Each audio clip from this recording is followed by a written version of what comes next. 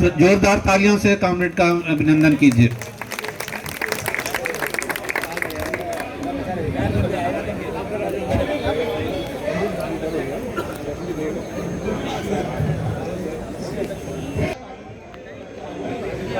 मैं आपका ये जो joint forum of trade unions general insurance companies में कार्यरत है उसके प्रोग्राम को बधाई देने AITUC की तरफ से आया हूं। लाल सलाम।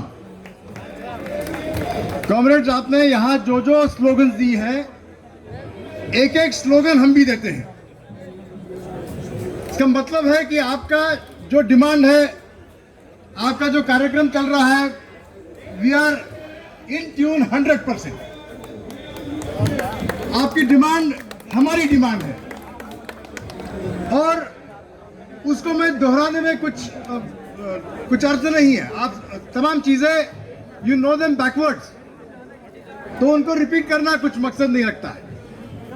मुद्दा यह है कि हमारी डिमांड जनता तक कैसे पहुंचाए, यह बहुत महत्वपूर्ण है। हम यहां बैठते हैं और अपनी जो मुद्दे हैं, इश्यूज हैं, उसके बारे में आपस में बोलते रहते हैं, लेकिन यह मुद्दा जनता तक पहुंचाना,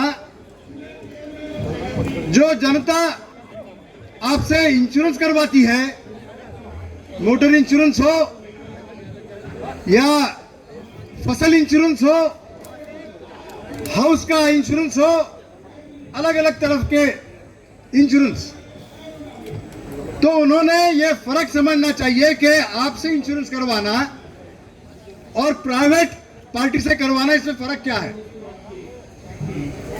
मेरा जो निजी अनुभव है आपको बताता हूं।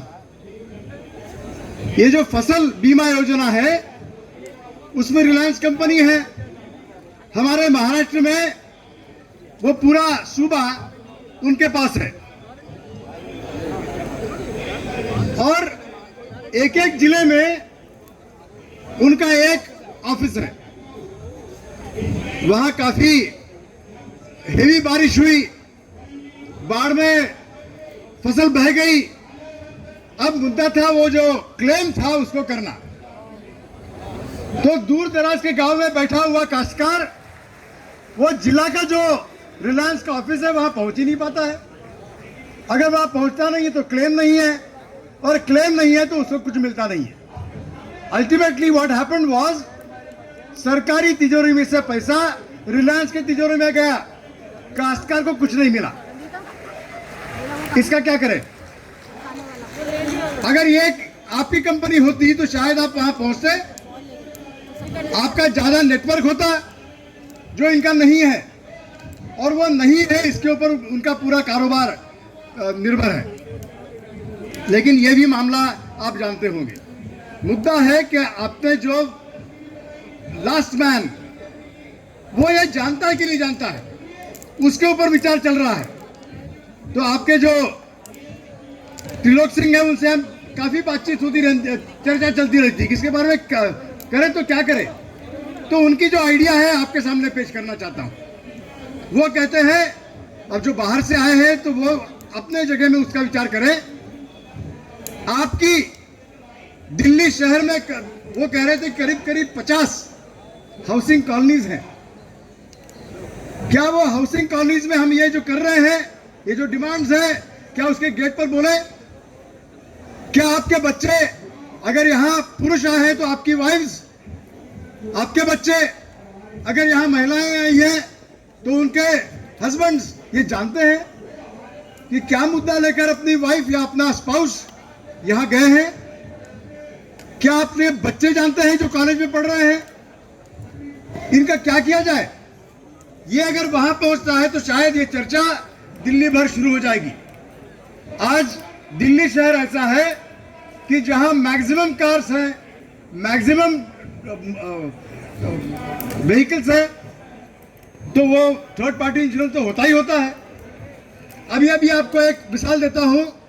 ये सरकार बड़ी डिंग मार रही है कि हमने ई पोर्टल, एक ई श्रम पोर्टल शुरू किया है। यह सुप्रीम कोर्ट के एक आदेश के कारण उनको करना पड़ा, पिछले अगस्त में किया, और वो कह रहे हैं कि बाय नाउ उसके ऊपर 26 करोड़ असंगठित मजदूर रजिस्टर हो चुके हैं। जब इसका उद्घाटन हुआ पिछले अगस्त में, हमें सबको बुलवाया था ये श्रम मंत्रालय ने, और वहां का बोला गया कि भाई हम ये पोर्टल खोल रहे हैं। स्वागत किया हमने, अच्छा है, कोई तो भी उनकी एक रजिस्ट्रेशन हो जाएगा, क्योंकि रजिस्ट्रेशन ना होने से ये सरकार बोलती है कि जब वो लॉकडाउन शुरू हुआ मार्च 2020 का और करोड़ों लोग चले रास्ते पर, अपने बूढ़े माँ बाप को कंधे पर उठाए, छोटे छोटे बच्चों को उठाए, वो सब आप जानते हैं, तो उसमें से कितने मरे ये सरकार नहीं जानती है। अगर वो रजिस्ट्रेशन हो गया तो कुछ आगे बढ़ेंगे, लेकिन इस्तेमाल क्या किया आपको मालूम है? इस्तेमाल क्या किया? हमने सुना है कि इसमें से 8 करोड़ लोग अकेले यूपी के थे, और यूपी में इस श्रम पोर्टल का इस्तेमाल किया गया ये 8 करोड़ लोगों को 2 बार 500 रुपया देने के लिए। मैं पूछना चाहता हूं कि ये सिर्फ यूपी के लिए है क्या? ये तमाम दूसरे सूबों के लिए नहीं है? लेकिन इस्तेमाल किया और उसका रिजल्ट आप देख रहे हो कि यूपी में सब हक्का बक्का रह गए कि अरे जीत गए। इतना बड़ा 1 साल का आंदोलन हुआ वहां काश्तकारों का, जीत गए। हाँ, जीत गए। Money power is playing havoc with our democracy. आज मैं जो यहां आ रहा हूं तो यहां